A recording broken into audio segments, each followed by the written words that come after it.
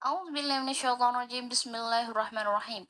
Untuk kes faraid untuk Ramadan kali ini, wanita meninggalkan waris iaitu anak perempuan.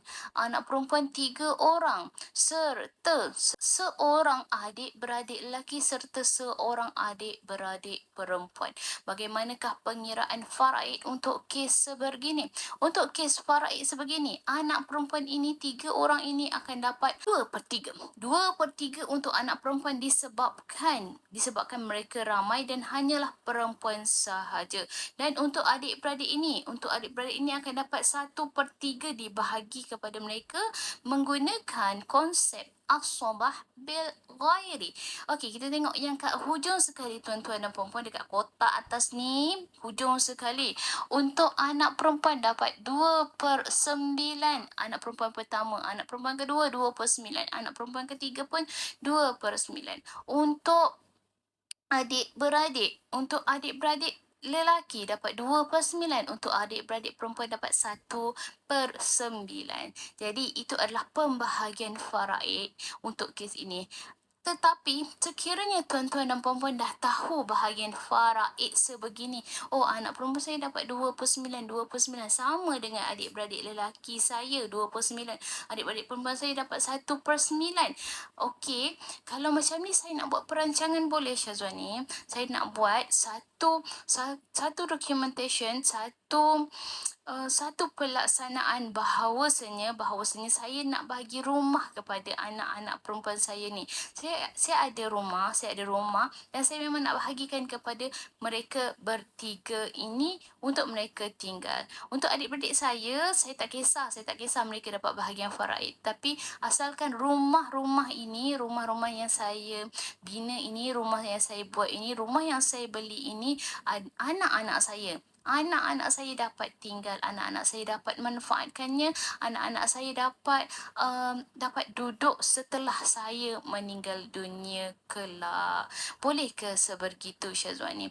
Boleh. Kalau tuan-tuan dan puan-puan merancang untuk beri kepada anak-anak tuan-tuan, anak puan-puan, buatlah perancangan sekarang dengan Solihin Trustee Berhad. Buatlah perancangan ini supaya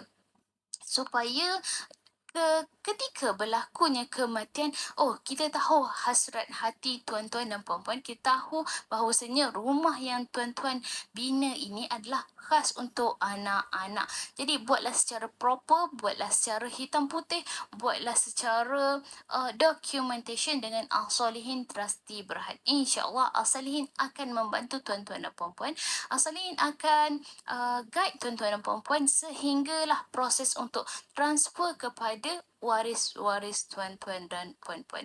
InsyaAllah rate untuk Solihin masih relevan. Rate untuk Solihin adalah antara rate yang paling rendah, antara yang rendah iaitu 1.8 untuk 1 juta yang pertama. Sekiranya harta tuan-tuan dan puan-puan lebih tinggi, 1.0% dicas untuk harta tuan-tuan dan puan-puan. Sekiranya masih lagi ada lagi harta yang lebih tinggi, jika tak silap saya 0.75. Kalau masih tinggi lagi, kita akan cas mengikut rate-rate itu.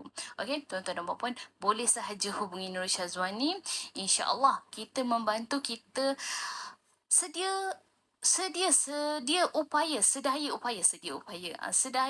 untuk membantu, sebab kita ada departmen yang memang pakar untuk menguruskan harta pusaka ini, insya-Allah. Okey, boleh saja hubungi Nur Syazwani. Wallahu alam, semoga Ramadan kali ini memberi keberkatan, memberi kebahagiaan, memberi keredaan kepada kita semua. Wallahu alam.